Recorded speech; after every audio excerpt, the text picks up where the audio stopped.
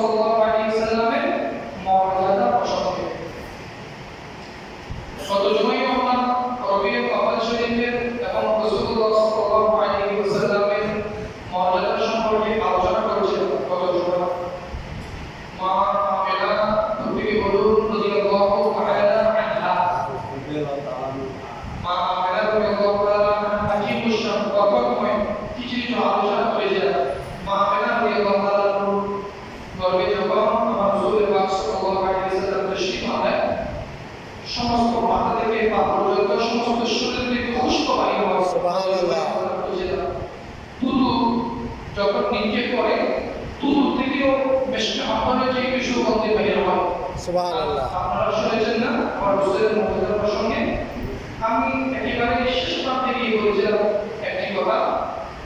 মা আমিনা প্রতি বছর রাদিয়াল্লাহু তাআলা আনহা আল্লাহ রাসূল সাল্লাল্লাহু আলাইহি ওয়াসাল্লামকে